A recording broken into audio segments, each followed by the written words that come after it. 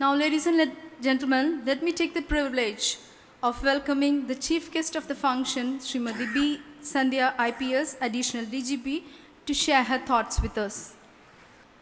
വേദിയിലുള്ള ആദരണീയനായ ശ്രീ അൽഫോൻസ് കണ്ണന്താനം അവർകളെ, ഈ വർഷം സിവിൽ സർവീസിൻ്റെ വിജയക്കൊടി കേരളത്തിൽ ഉയരെ ഉയരെ പാറിച്ച പ്രതിഭകളെ, പ്രിയമുള്ള അച്ഛനമ്മമാരെ, ഏറ്റവും പ്രിയപ്പെട്ട കുഞ്ഞുങ്ങളെ, ഇത്രയും വലിയ ഒരു സദസ്സ്, നാളെ സിവിൽ സർവീസിലേക്ക് കടന്നു വരാൻ ആഗ്രഹിക്കുന്ന കുട്ടികളും അവരുടെ അച്ഛനമ്മമാരും അടങ്ങിയ സദസ്സ് ഏറ്റവും അധികം ആഹ്ലാദം നൽകുന്ന ഒന്നാണ്. നാളത്തെ സിവിൽ സർവൻസ് അവരുടെ ഒരു വലിയ നിര തന്നെ ഇവിടെ ഇരിക്കുമ്പോൾ കാണുവാൻ സാധിക്കുന്നു. ഉറ്റുനോക്കുവാനായി വേദിയിൽ ഒരു പറ്റം പ്രതിഭകൾ. ഇതിൽ കവിഞ്ഞ് എന്താണ് മലയാളികൾക്ക് സന്തോഷിക്കാൻ വേണ്ടത്? സർദാർ വല്ലഭായ് പട്ടേൽ സിവിൽ സർവീസ് ഉണ്ടാക്കിയപ്പോൾ ഭരണത്തിൻ്റെ തുടർച്ച, അതാണ് അതിലൂടെ ലക്ഷ്യമാക്കിയത്. ഭരണത്തിൻ്റെ തുടർച്ച, ഭരണത്തിൻ്റെ മികവ്, ഇത് നിലനിർത്തണമെങ്കിൽ ഒരു സിവിൽ സർവീസ് ആവശ്യമാണ്. ആ സിവിൽ സർവീസ് അതിന് തീർച്ചയായിട്ടും സ്വന്തമായി ചിന്തിക്കാൻ, സ്വന്തമായി അഭിപ്രായം രൂപീകരിക്കാൻ ഒക്കെ ബാധ്യതയുണ്ട്, കടമയുണ്ട്, അവകാശമുണ്ട്. കൃത്യമായി നിർവചിച്ചിട്ടുള്ള ഭരണഘടന തന്നെ ഓൾ ഇന്ത്യ സർവീസ് എന്തുകൊണ്ട് ഉണ്ടാക്കിയിരിക്കുന്നു, എങ്ങനെ ഉണ്ടാക്കിയിരിക്കുന്നു എന്ന് നിർവചിച്ചിട്ടുണ്ട്. അതുകൊണ്ട് തന്നെ നമുക്ക് കൃത്യമായ സിവിൽ സർവീസിനെ കുറിച്ചുള്ള വിവരങ്ങൾ ലഭ്യമാണ്. അത് കൃത്യമായി മനസ്സിലാക്കിക്കൊണ്ട് തന്നെ വേണം കുട്ടികൾ ഈ സർവീസിലേക്ക് വരുവാൻ. കൊച്ചു കുട്ടികളായിരിക്കുമ്പോൾ തീർച്ചയായും നാളെ ഞാൻ ആരാകണം എന്ന് ചിന്തിക്കാനുള്ള കഴിവൊന്നും ഉണ്ടായിരിക്കുകയില്ല. വളരെ ചെറിയ പ്രായത്തിൽ കുട്ടികൾക്ക് ലഭിക്കുന്ന അവസരങ്ങളാണ് അവർ ഉപയോഗിക്കുന്നത്. ഞാൻ വളരെ ചെറിയൊരു കുട്ടിയായിരിക്കുമ്പോൾ കാലത്തെ കാണുന്നത് എൻ്റെ അച്ഛൻ പത്രം വായിക്കുന്നതാണ്. രാവിലെ ഒരു മലയാളം പത്രവും ഒരു ഇംഗ്ലീഷ് പത്രവും നിർബന്ധമായും 1.5-2 മണിക്കൂർ എടുത്ത് എൻ്റെ അച്ഛൻ വായിക്കും. അന്ന് അക്ഷരം പഠിക്കാനായിട്ട് ഞാൻ തുടങ്ങിയിട്ടില്ല. അതുകൊണ്ട് തന്നെ അച്ഛൻ എൻ്റെ സമയം ഇങ്ങനെ പത്രത്തിന് വേണ്ടി എടുക്കുന്നത് കണ്ട് എനിക്ക് സഹിക്കാൻ തീരെ പറ്റുമായിരുന്നില്ല. ഉടനെ കലവില കലവില കലവില എന്ന് പത്രം എടുത്തു വെച്ചിട്ട് ഞാൻ ഉറക്കെ പറയും. അച്ഛനെ പത്രം വായിക്കാൻ അനുവദിക്കാതിരിക്കുക എന്നതാണ് എൻ്റെ ലക്ഷ്യം. അതുകൊണ്ട് തന്നെ അച്ഛൻ ഒരു കാര്യം ചെയ്തു, എന്നെ വളരെ നേരത്തെ അക്ഷരം പഠിപ്പിച്ചു. അച്ഛൻ പറഞ്ഞു, ഇത് കലവില കലവില എന്ന് പറയുകയല്ല വേണ്ടത്, അതിനു പകരം ഈ അക്ഷരം പഠിച്ചാൽ വളരെ ഭംഗിയായി വായിക്കാൻ പറ്റും. വായിക്കാൻ പറ്റുന്ന ഒരു വലിയ കാര്യമാണ്. അതിലൂടെ ലോകത്തെ ഒരുപാട് കാര്യങ്ങൾ മനസ്സിലാക്കാം. ഇവിടെ നമ്മുടെ മുറ്റത്തും നമ്മുടെ ചുറ്റിലും കാണുന്ന കാര്യങ്ങളോ, അതല്ലെങ്കിൽ നമ്മൾ ബോട്ടിൽ ആലപ്പുഴയിൽ നിന്ന് കോട്ടയത്തേക്ക് പോകുമ്പോൾ കാണുന്ന കാര്യങ്ങളോ അല്ലാതെ ഒരുപാട് ഈ ലോകത്തിൽ ഒരുപാട് വലിയ കാര്യങ്ങളുണ്ട്. അതൊക്കെ കാണാൻ, അറിയാൻ അക്ഷരം പഠിക്കണം എന്ന് പറഞ്ഞ് വളരെ നേരത്തെ അക്ഷരം പഠിപ്പിച്ചു. അങ്ങനെ സ്കൂളിലൊക്കെ പോകുന്നതിന് മുമ്പ് തന്നെ വളരെ ഭംഗിയായി പത്രം വായിക്കാൻ പഠിച്ചു. എനിക്കിന്നും ഓർമ്മയുണ്ട്, മലയാള മനോരമ എന്നൊക്കെ ആ പത്രത്തിൻ്റെ ഹെഡിങ് ഏറ്റവും ആദ്യം വായിച്ച് പഠിച്ചത്. അപ്പോൾ അതിനുശേഷം അല്പം കൂടെ മുതിർന്ന് ഞങ്ങൾ പാലായിലേക്ക് താമസം മാറ്റിയപ്പോഴാണെങ്കിലും അടുത്ത ലൈബ്രറിയിൽ പോയി പുസ്തകങ്ങൾ എടുത്തുകൊണ്ട് വരും. കസിൻസ് എല്ലാവരും വലിയ പുസ്തക കമ്പക്കാരായിരുന്നു. അങ്ങനെ തൊട്ടടുത്ത ബന്ധുക്കളുടെ വീടുകളിലെല്ലാം കൊണ്ടുവരുന്ന പുസ്തകങ്ങൾ അപ്പോൾ ആഴ്ചയിലൊരു 6 പുസ്തകം മിനിമം, അതായിരുന്നു അന്നത്തെ പതിവ്. കൂടാതെ ഞങ്ങളുടെ ഊണുമേശയിൽ എല്ലാ ദിവസവും വിരുന്നു വരിക കുമാരനാശാനും ചങ്ങമ്പുഴയും വള്ളത്തോളും ഒക്കെ ആയിരിക്കും. രാത്രിയിൽ അച്ഛൻ കഥ പറയണം. അലേഡിനും അത്ഭുത വിളക്കം തുടങ്ങിയ കഥകൾ, അവിടെ തുടങ്ങി രമണനിലെ ഗ്രാമവർണ്ണന, വാഴക്കുല, ഇങ്ങനെ കവിതകൾ, ഇതൊക്കെ കേട്ട് ഉറങ്ങുന്ന പതിവ്. സത്യത്തിൽ ഇതാണ് എൻ്റെ സിവിൽ സർവീസ് ജീവിതത്തിൻ്റെ തുടക്കം. ഒരു പക്ഷേ 3 വയസ്സിൽ തുടങ്ങിയെന്ന് പറയാം. അന്ന് എനിക്കൊന്നും അറിഞ്ഞുകൂടാ വലുതാകുമ്പോൾ ഞാൻ എന്താകുമെന്ന്. അങ്ങനെ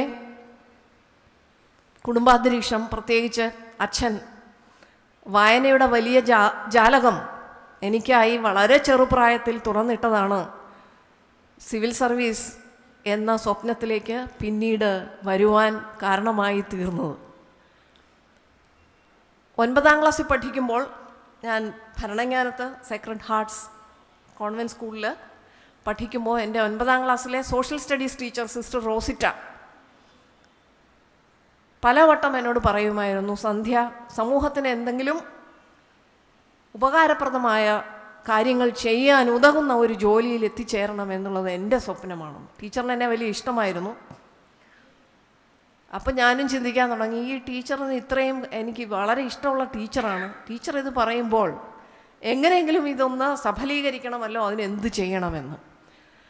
അങ്ങനെയാണ് ആലോചിച്ചും പല കാര്യങ്ങൾ വായിച്ചും ഒക്കെ എനിക്ക് 9ാം ക്ലാസ്സിൽ പഠിക്കുമ്പോൾ തോന്നി, ഇതിന് പറ്റിയ മാർഗം സിവിൽ സർവീസ് പരീക്ഷ എഴുതുകയാണ്. അങ്ങനെ 9ാം ക്ലാസ്സിൽ പഠിക്കുമ്പോഴാണ് സിവിൽ സർവീസ് പരീക്ഷ എഴുതണമെന്ന് ഞാൻ തീരുമാനിക്കുന്നത്. അപ്പോൾ കുട്ടികൾ 8ലും 9ലും ഒക്കെ പഠിക്കുന്ന ധാരാളം കുട്ടികളെ എനിക്കിവിടെ കാണാം. ഇതാണ് സമയം. ഇപ്പോൾ ഇത് തീരുമാനിക്കാനുള്ള സമയമാണ്. ഹൈസ്കൂൾ വിദ്യാർത്ഥികളെ സംബന്ധിച്ചിടത്തോളം പാലായിലെ അത്രയൊന്നും വികസനം കടന്നു ചെന്നിട്ടില്ലാത്ത അന്തരീക്ഷത്തിൽ ചുറ്റും ഒരു സിവിൽ സർവീസ് ആസ്പിരൻസിനെ പോലും അന്ന് കാണുക എളുപ്പമല്ല, സിവിൽ സർവൻസിനെ കാണുക എളുപ്പമല്ല. അത്തരമൊരു സാഹചര്യത്തിലും ലൈബ്രറിയിൽ നിന്നും കോമ്പറ്റീഷൻ സക്സസ് റിവ്യൂവും ഒക്കെ എടുത്ത് വായിച്ച്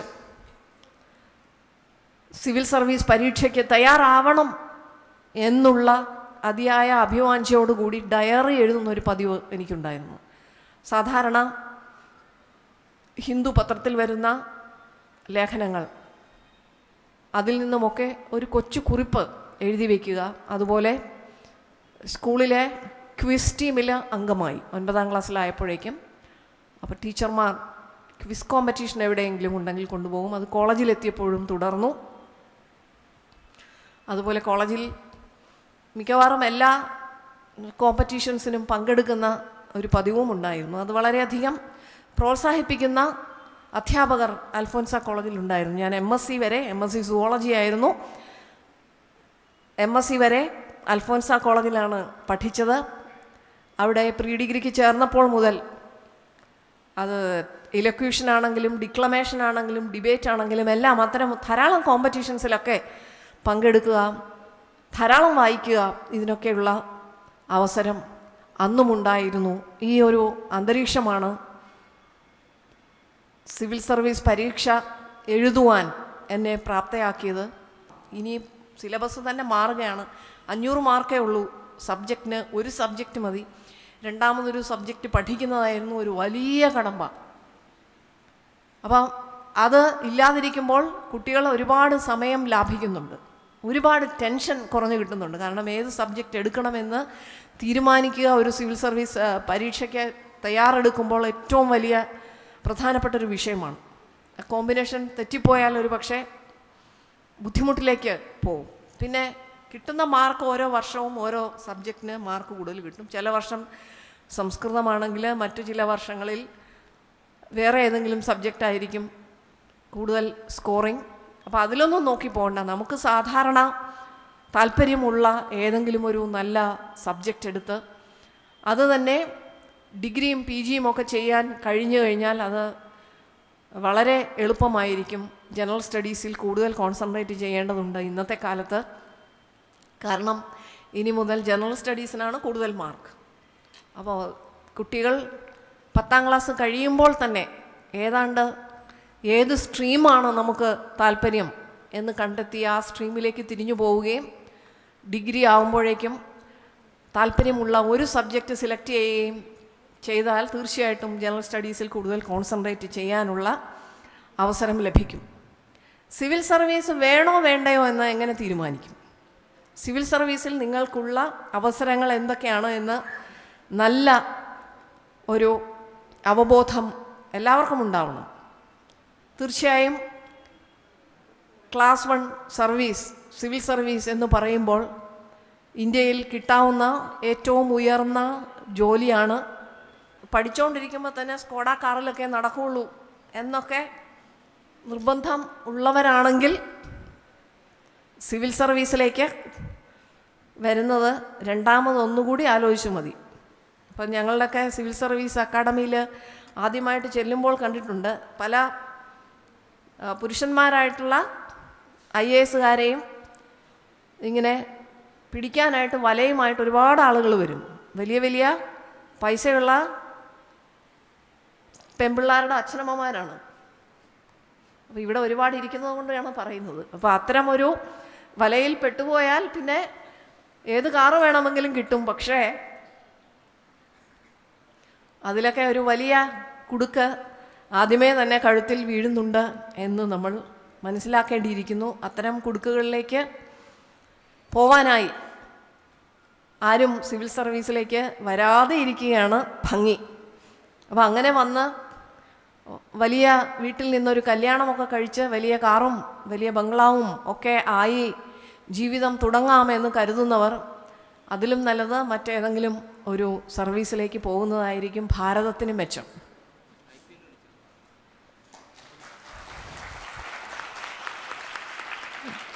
അൽഫോൻസ് സാർ പറയുന്നുണ്ട് അവർ IPL കളിക്കട്ടെ എന്ന്.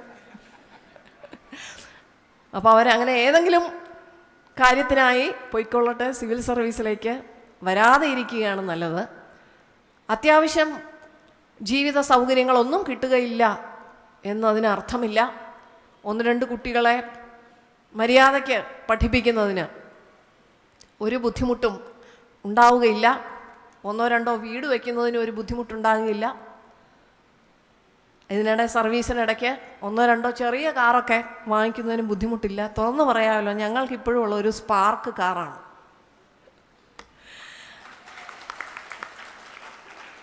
അത് തന്നെ 2 കൊല്ലം അയാൾ വാങ്ങിച്ചു. അതിന് മുമ്പ് ഒരു സെക്കൻഡ് ഹാൻഡ് മാരുതി 800 ആയിരുന്നു. അപ്പോൾ ഇത്രയുമൊക്കെ ജീവിത സാഹചര്യങ്ങൾ മതി. സാമാന്യം നല്ല ഒരു വീട് തന്നെ വെച്ചിട്ടുണ്ട്. പക്ഷെ അത് ഈ പറയുന്ന സ്ക്വയർ ഫീറ്റിലൊന്നും പോകരുത് കേട്ടോ. ഒരു 2500 സ്ക്വയർ ഫീറ്റൊക്കെ മതിയെങ്കിൽ കുഴപ്പമില്ല. നല്ല ഭംഗിയായിട്ട് തന്നെ ഒരു വീടൊക്കെ വയ്ക്കാം. അപ്പോൾ അങ്ങനെ സാമാന്യം നല്ല ജീവിത സാഹചര്യങ്ങൾ, അത് ഈ നല്ല എന്താണ് എന്ന് നമ്മൾ തന്നെയാണ് ഡിസൈൻ ചെയ്യുന്നത്, നമ്മൾ തന്നെ ഡിസൈഡ് ചെയ്യണം. അപ്പോൾ ഇത് മതി എന്നുണ്ടെങ്കിൽ തീർച്ചയായും സിവിൽ സർവീസിലേക്ക് വരാം, ഭംഗിയായി സന്തോഷമായി ജീവിക്കാം. പിന്നെ വരുന്ന ഡെമോക്രസിൻ്റെ വാൾ എന്ന് പലരും സൂചിപ്പിക്കാറുള്ളത് ട്രാൻസ്ഫറാണ്. ഈ ട്രാൻസ്ഫർ ഇത്ര വലിയ ഒരു പ്രശ്നമായിട്ട് നമ്മൾ തന്നെ അതിൽ കാണാതെ ഇരിക്കേണ്ടതുണ്ട്. ഞങ്ങൾ ആദ്യമായി ASP അണ്ടർ ട്രെയിനീസായിട്ട് ഞാനും എൻ്റെ ഒരു ബാച്ച്മേറ്റും കൂടെ പോലീസ് ട്രെയിനിങ് കോളേജിൽ ചെല്ലുമ്പോൾ അന്നത്തെ അവിടുത്തെ പ്രിൻസിപ്പൾ അദ്ദേഹം ഞങ്ങളെ ഈ സർവീസിൻ്റെ എല്ലാ നെഗറ്റീവ് വശങ്ങളുമാണ് എപ്പോഴും പറഞ്ഞ് ധരിപ്പിക്കുക. എന്നോട് ചോദിച്ചു, നിങ്ങൾ എന്തിനാണ് ഈ IPSലേക്ക് വന്നത്? ഇങ്ങനെ ജീവിതം കഷ്ടപ്പെടാൻ വേണ്ടിയിട്ട് തീരുമാനിച്ചോ? വളരെ കഷ്ടമായിപ്പോയി. എന്താണ് ഈ സർവീസ് കൊണ്ടുള്ള ഗുണം എന്നാണ് എല്ലാ ദിവസവും രാവിലെ കാണുമ്പോൾ ഇദ്ദേഹം ചോദിക്കുക. അതുപോലെ അദ്ദേഹം പറയും, വലിയ ആദർശമൊക്കെ പറഞ്ഞുകൊണ്ട് സർവീസിലേക്ക് വരും. സർവീസിൽ വരുന്ന ആദ്യത്തെ വർഷം you will take out one of your vertebrae, put it on a platter and give it before the politicians. And the next year, again on the platter, you will put the next vertebra. And it will go on and on. And after 7 years or 8 years, you will start stooping, stooping, stooping, and finally fall flat. അപ്പോൾ ഇദ്ദേഹം ഇത് പറയുന്നതിന് എനിക്ക് എൻ്റെ മനസ്സിൽ തോന്നും, ഒരു vertebra പോലും ഒരു കാരണവശാലും സർവീസ് കഴിയുന്നതുവരെ ഒരു പ്ലാറ്ററിലും ആരുടെ നേരെയും നീട്ടാനായിട്ട് ഉദ്ദേശമില്ല എന്ന് ഉറപ്പിച്ച് തീരുമാനിക്കാനാണ് അദ്ദേഹത്തിൻ്റെ ഈ നെഗറ്റിവിസം എന്നെ സഹായിച്ചിട്ടുള്ളത്.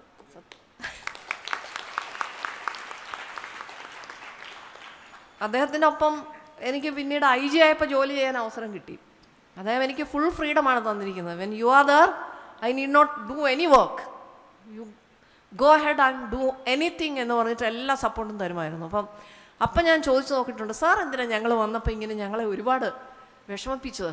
ഞാൻ പറഞ്ഞു, അതുകൊണ്ടാണ് സന്ധ്യ വലിയ പ്രതീക്ഷകളൊന്നും ഇല്ലാതെ ഈ സർവീസിലേക്ക്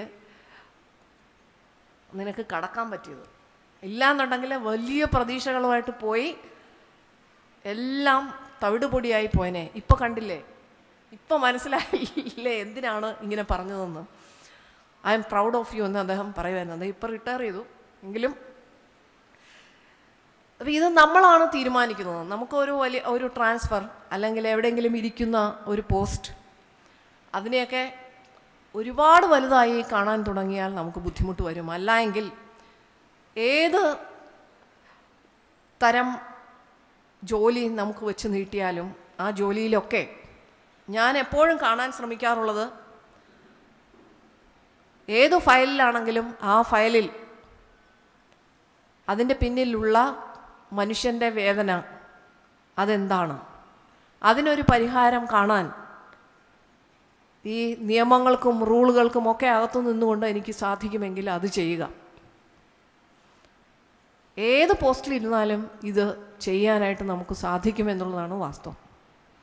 ഇപ്പോൾ ലോക്കൽ പോസ്റ്റിങ്ങിലൊക്കെ ഇരിക്കുമ്പോൾ ദിവസം 100-300 പേര് വന്ന് ക്യൂ നിൽക്കുമായിരുന്നു. SP ആയിരിക്കുമ്പോഴൊക്കെ 300 പേര് വരെ വന്നിട്ട് ക്യൂ നിന്ന് ഇവിടെ എന്താ ധർണയാണോ എന്ന് ആളുകൾ വന്ന് ചോദിച്ചിട്ട് പോവാറുണ്ട്. അങ്ങനെ ഉള്ള ചില പോസ്റ്റുകളുണ്ടാവാം. അതല്ലാതെ ഇപ്പോൾ ഇരിക്കുന്ന പോലത്തെ പോസ്റ്റിലാണെങ്കിലും ഇപ്പോഴും നേരത്തെ ഇരുന്ന സ്ഥലങ്ങളിൽ നിന്ന് പല സ്ഥലത്തുനിന്നും, കണ്ണൂരിൽ നിന്നും ഷൊർണൂരിൽ നിന്നും പുനലൂരിൽ നിന്നുമൊക്കെ ആളുകൾ എന്നെ തേടി വരാറുണ്ട്.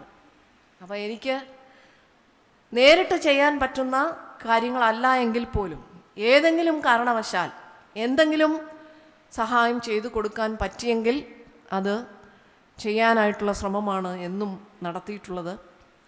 അപ്പോൾ അങ്ങനെ ഒരു ആറ്റിറ്റ്യൂഡ് നമുക്കുണ്ടെങ്കിൽ തീർച്ചയായിട്ടും എവിടെ ഇരുന്നാലും നമുക്ക് ഒരുപാട് കാര്യങ്ങൾ ചെയ്തു തീർക്കാനായിട്ട് സാധിക്കും. ഒരു സിവിൽ സർവൻറ്റിനെ സംബന്ധിച്ചിടത്തോളം തൻ്റെ സിവിൽ സർവീസ് ജീവിതത്തിൽ ഏതെങ്കിലും ഒരു കാര്യമെങ്കിലും ഒരു പോളിസി എൻ്റർപ്രണർഷിപ്പ് എന്ന് നമുക്കതിനെ പറയാം, അതിന് ഒരിക്കലെങ്കിലും ഒരു അവസരം തീർച്ചയായിട്ടും ലഭിക്കും. എന്നെ സംബന്ധിച്ചിടത്തോളം അത് ജനമൈത്രി സുരക്ഷാ പദ്ധതി എന്ന കേരളത്തിൻ്റെ കമ്മ്യൂണിറ്റി പോലീസിംഗ് പദ്ധതിയാണ്.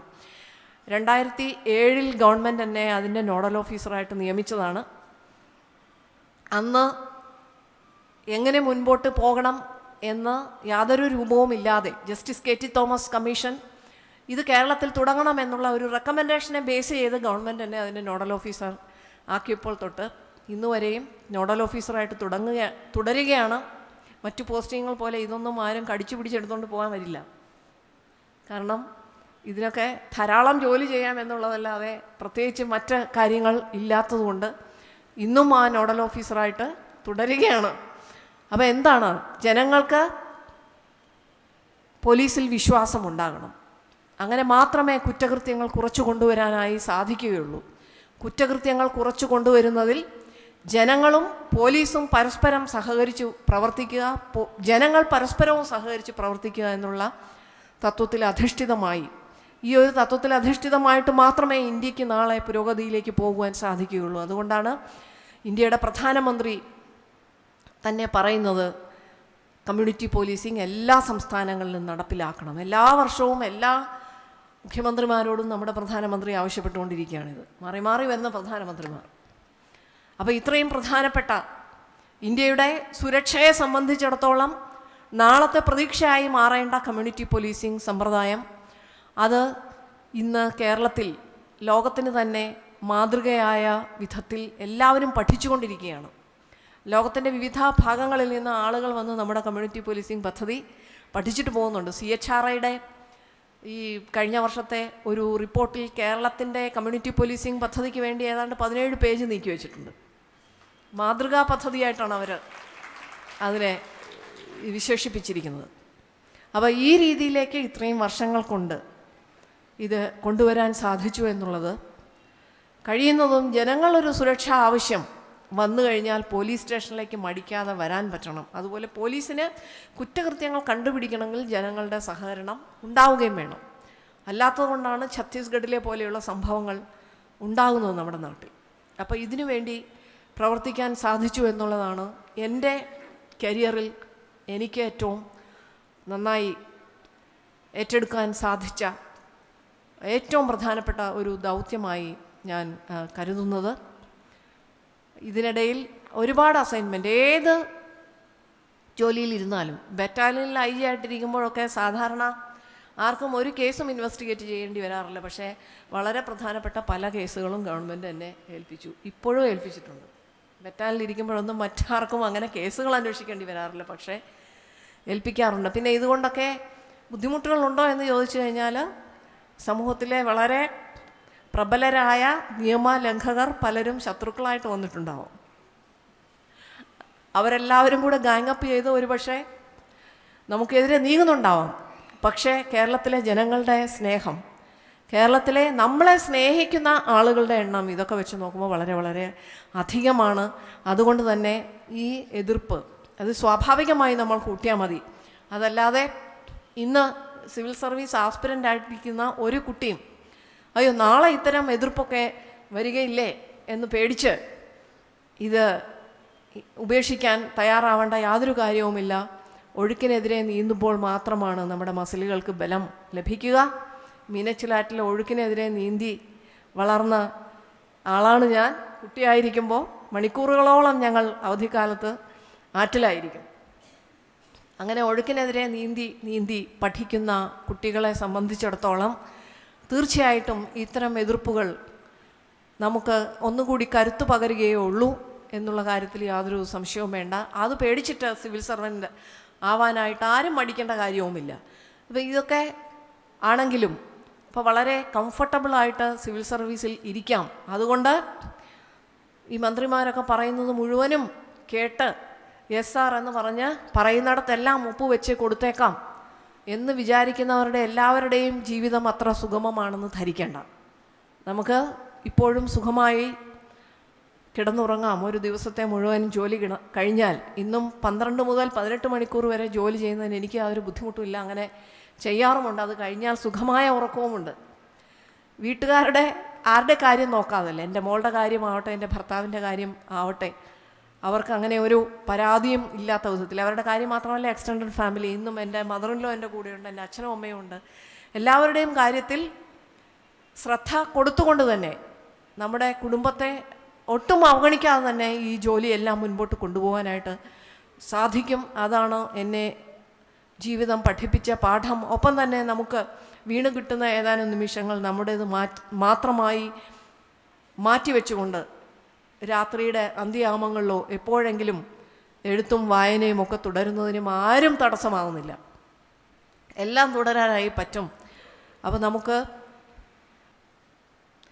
അപ്പോൾ ഇങ്ങനെ വളരെ സാർത്ഥകമായ ഒരു ജീവിതം തുടരുന്നതിന് തീർച്ചയായിട്ടും നട്ടലോടുകൂടിയുള്ള സിവിൽ സർവീസ് ജീവിതം തടസ്സമല്ല എന്ന് കുട്ടികളെ ഓർമ്മിപ്പിക്കാനായി ഞാൻ ആഗ്രഹിക്കുകയാണ്. അത്യാവശ്യം ഫിസിക്കൽ സ്റ്റാമിന ഒക്കെ ഉണ്ടായാൽ പെൺകുട്ടികൾക്കും പോലീസ് സർവീസിലേക്ക് കടന്നു വരുന്നതിന് യാതൊരു ബുദ്ധിമുട്ടുമില്ല. ഞങ്ങളുടെ ഫിസിക്കൽ ട്രെയിനിങ്ങിൻ്റെ ഉസ്താദ് എപ്പോഴും പറയുന്ന ഒരു കാര്യമുണ്ട്. ഫിസിക്കൽ ട്രെയിനിങ്ങിൻ്റെ ഉസ്താദാണ്. അദ്ദേഹം പോലും പറയുന്ന കാര്യം താക്കത്ത് ഇധർ നഹി ഹേ ഇധർ ഹേ എന്നാണ്. അപ്പോൾ അത് ഓർത്തിരുന്നാൽ മതി. അത്യാവശ്യം ഫിസിക്കൽ സ്റ്റാമിന ഉണ്ടാക്കിയെടുക്കണം. അതല്ലെങ്കിലും ജീവിതത്തിൽ ആവശ്യമാണ്. അപ്പം നേരത്തെ പറഞ്ഞതുപോലെ ഈ നട്ടലിൻ്റെ ഓരോ കഷ്ണം കിണ്ണത്തിൽ വെച്ച് നീട്ടുന്നവർക്ക് എന്താണ് സംഭവിക്കുന്നത് എന്ന് ചോദിച്ചു കഴിഞ്ഞാൽ ഒരു ചെറിയ ഉദാഹരണം പറയാതിരുന്നാൽ മോശമാകുമെന്ന് തോന്നുന്നു. ഞങ്ങളുടെ ഒരു ബാച്ച്മേറ്റ് ഉണ്ടായിരുന്നു. ഞങ്ങളുടെ ബാച്ചിലെ ബേബി സർവീസിലേക്ക് വരുമ്പോൾ കഷ്ടിച്ച് 22 വയസ്സേ ആ കുട്ടിക്കുള്ളൂ. അപ്പോൾ എപ്പോഴും മസൂറിയിൽ ഞങ്ങൾ ചെല്ലുമ്പോൾ ഈ IAS പെൺകുട്ടി ഞങ്ങളോട് പറയായിരുന്നു, I am so and so, age 22, rank number so and so, one day I will be cabinet secretary. അപ്പോൾ ഏറ്റവും പ്രായം കുറഞ്ഞ സിവിൽ സർവൻറ്റ്, വലിയ റാങ്കിൽ വന്ന കുട്ടി. അപ്പോൾ എല്ലാവരുടെയും പരിഗണന വേണം എന്ന് സ്വയം പ്രഖ്യാപിച്ചുകൊണ്ടിരിക്കുന്ന ഈ കുട്ടി ഇപ്പം എവിടെയുണ്ടെന്നറിയണോ? ഇപ്പം ജയിലിലുണ്ട്. മന്ത്രിമാർ പറഞ്ഞതനുസരിച്ച് ചില പേപ്പറുകളിലെല്ലാം ഒപ്പിട്ട് കറപ്ഷനിലേക്ക് വീണു പോയതാണ്. CBI അറസ്റ്റ് ചെയ്ത് ജയിലിലാക്കിയിരിക്കുകയാണ്. ഇപ്പോൾ വളരെ പരിതാപകരമായ അവസ്ഥയിലാണ് എന്നാണ് അറിയാൻ കഴിഞ്ഞത്. അപ്പോൾ അതുകൊണ്ട് ഇതിലൊന്നുമല്ല കാര്യം. അപ്പോൾ ഇത്രയും നന്നായി പഠിച്ച് ഇത്രയും വലിയ ആഗ്രഹത്തോടു കൂടി സിവിൽ സർവീസിൽ വരുന്ന ആളുകൾ, IASകാരും IPSകാരും എങ്ങനെ ജയിലിലേക്ക് പോകുന്നു, കറപ്ഷനിലേക്ക് എങ്ങനെ പോകുന്നു എന്നുള്ള എനിക്ക് വലിയൊരു അത്ഭുതമാണ്. ഇന്നും സത്യം പറഞ്ഞു കഴിഞ്ഞാൽ അത്ഭുതം തോന്നുന്ന കാര്യമാണ്. കാരണം ഓരോ നയാ പൈസയ്ക്കും കണക്ക് പറയേണ്ടവരാണ് നമ്മൾ. കാരണം അത് ജനങ്ങളുടെ നികുതി പണമാണ്. ഇവിടെ പല സ്ഥലത്തും പോയി. കഴിഞ്ഞ വർഷവും ഞാൻ UP ഇലക്ഷൻ ഡ്യൂട്ടിക്ക് പോയിരുന്നു. വലിയ വിറകുകെട്ടുകളുമായിട്ട് സ്കൂളിലേക്ക് പോകുന്ന പുസ്തക സഞ്ചിക്ക് പകരം വലിയ വിറകുകെട്ടുകളുമായി അടുക്കളയിലേക്ക് നീങ്ങുന്ന കൊച്ച് ബാലികമാർ. അവരെ കണ്ടു കഴിഞ്ഞാൽ ഒരു നേരം ആഹാരം കഴിക്കാൻ എനിക്ക് ബുദ്ധിമുട്ട് തോന്നുമായിരുന്നു. ഇപ്പോഴും അട്ടപ്പാടിയിലും മറ്റും പോയാൽ നമ്മുടെ നാട്ടിലും കാണുന്ന പല കാര്യങ്ങളും. അപ്പോൾ അതിനിടയിൽ അവരുടെ നികുതി പണം ചിലവാക്കുമ്പോൾ ആ ഓരോ നയാ പൈസയ്ക്കും കണക്ക് വെച്ചുകൊണ്ട് കൃത്യമായി ചിലവാക്കി ഒരു പൈസ ഗവൺമെൻറ് നമ്മുടെ അടുത്ത് ചിലവഴിക്കാൻ തന്നാൽ അത് 10 പൈസയുടെ ഉപകാരം ജനങ്ങൾക്ക് കിട്ടുന്ന വിധത്തിൽ അത് ചിലവഴിക്കണമെന്ന് നമ്മൾ നിർബന്ധം പിടിക്കണം. അപ്പോൾ അങ്ങനെ കൂടുതൽ ആളുകളെ ജയിലിലേക്ക് അയക്കാനുള്ളവരാണ് ഈ ഇരിക്കുന്നവർ. IASകാരും IPSകാരും ഒന്ന് വിചാരിച്ചാൽ പിന്നെ തീർച്ചയായിട്ടും ഇത്തരം ജനങ്ങളുടെ നികുതി പണം കൊള്ളയടിക്കുന്ന ആളുകളെ ജയിലിലേക്ക് തന്നെ അയച്ചുകൊണ്ട് നമ്മുടെ യഥാർത്ഥത്തിലുള്ള വികസനം സാധ്യമാക്കാൻ ഇവിടെ ഇരിക്കുന്ന ഈ ഇവരുടെ നിര ഇവരാണ് വിചാരിക്കേണ്ടത്. അപ്പോൾ അങ്ങനെ ഈ 1ാം നിരയിലിരിക്കുന്ന ഈ കുഞ്ഞുങ്ങളെ മാതൃകയാക്കാൻ താഴെ ഇന്നിരിക്കുന്ന കുഞ്ഞുങ്ങൾക്ക് സാധിക്കണം. അപ്പോൾ അതിനുവേണ്ടി